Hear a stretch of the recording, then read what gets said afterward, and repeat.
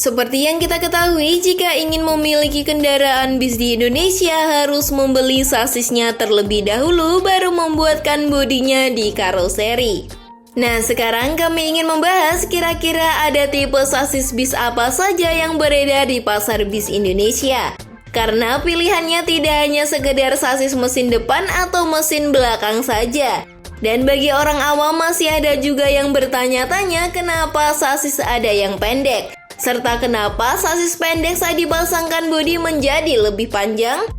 Jadi sekarang mari kita mengenal ragam tipe sasis bis yang ada di negara kita.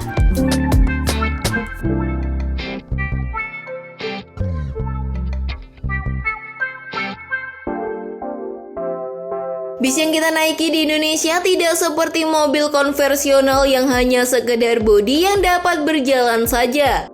Bis di Indonesia masih menggunakan sasis untuk menopang bodi bongsornya dan sasis ini berasal dari pabrikan kendaraan komersial seperti halnya Hino, Mercedes-Benz, Scania, serta Volvo dan lain sebagainya.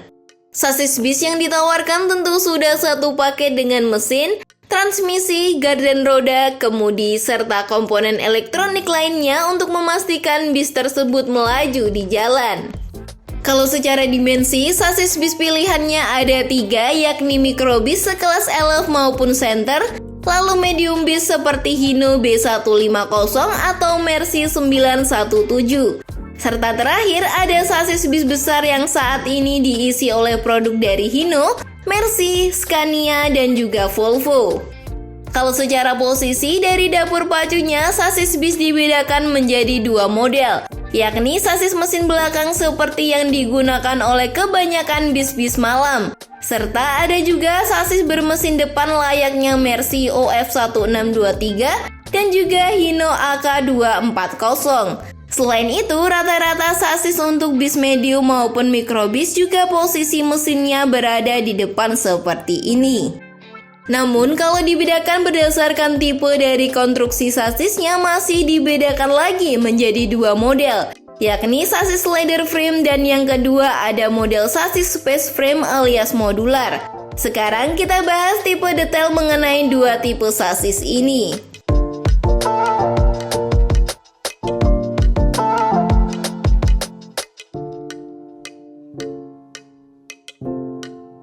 Pertama-tama, mari kita bahas sasis model leather frame terlebih dahulu. Model ini merupakan sasis bis yang paling konvensional alias umum dan sudah ada sejak dahulu.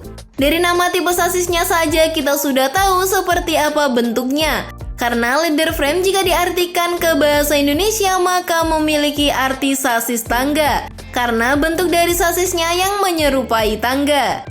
Kalau dilihat dari atas, sasis ini terdiri dari 2 batang baja panjang dan di tengahnya diperkuat dengan baja lateral.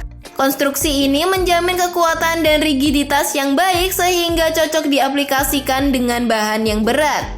Karena tipe sasis ini konvensional, jadi semua sasis bis jadul masih menggunakan tipe ini.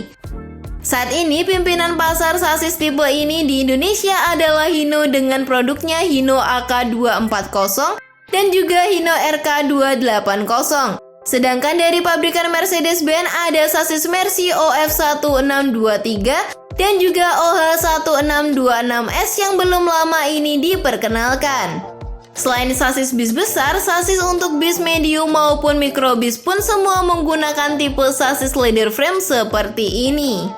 Dari dulu hingga sekarang kelebihan dari sasis tipe leather frame ini ada di harganya yang lebih terjangkau. Lalu dapat dengan mudah mengganti bodi yang menempel di sasis karena tinggal copot dan pasang saja. Serta pengiriman sasis ini ke karoseri juga sangat mudah karena bisa dikendarai secara langsung. Intinya sasis tipe ini memiliki nilai ekonomis yang lebih tinggi, namun kekurangan dari sasis ini adalah panjangnya yang sudah paten dan bagasi bawahnya yang tidak bisa tembus hingga kapasitasnya tidak terlalu luas.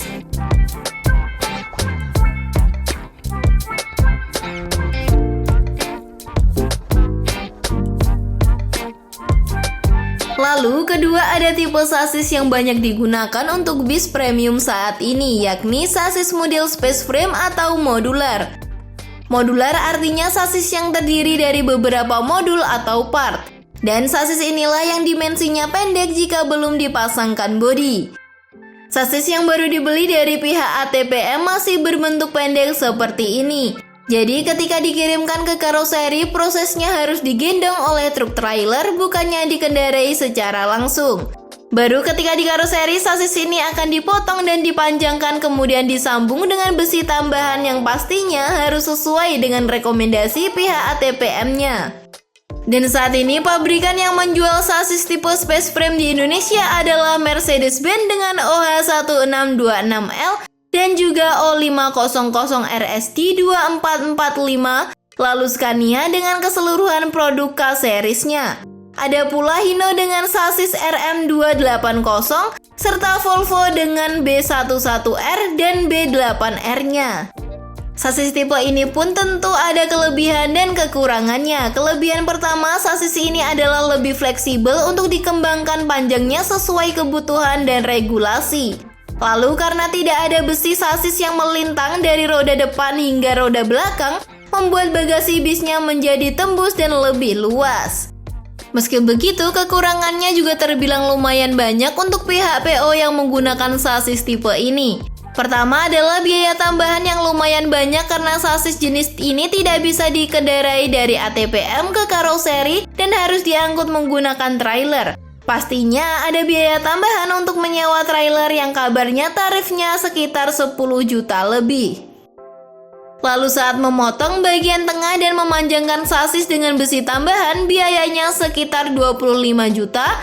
Namun terkecuali dengan sasis dari Hino yang sudah dipanjangkan langsung dari pabrikannya ya, dan tetap bisa dikendarai langsung pula. Lalu bis yang menggunakan sasis modular akan kerepotan saat akan ganti bodi karena modulnya menjadi satu kesatuan yang utuh dengan rangka bodinya. Tapi kekurangan besarnya ini hanya terjadi di awal dan di akhir operasionalnya saja. Pastinya kerugian akan tertutupi dengan adanya fasilitas bagasi yang ekstra dan operator bis akan mendapatkan keuntungan lebih dari jasa pengiriman barang.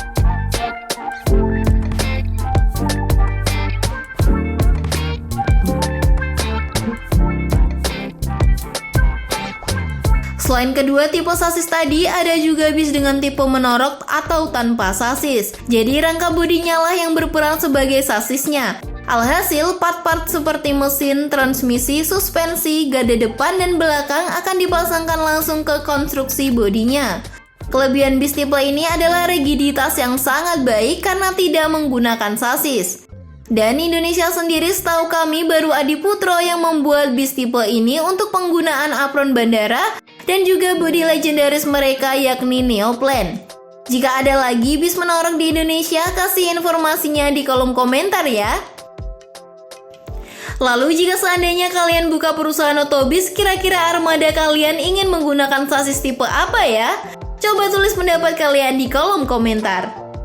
Sekian informasi dari kami, klik tombol subscribe bagi yang belum dan jangan lupa aktifkan loncengnya untuk mendapatkan notifikasi video terbaru dari kami. Terima kasih telah menonton dan adios!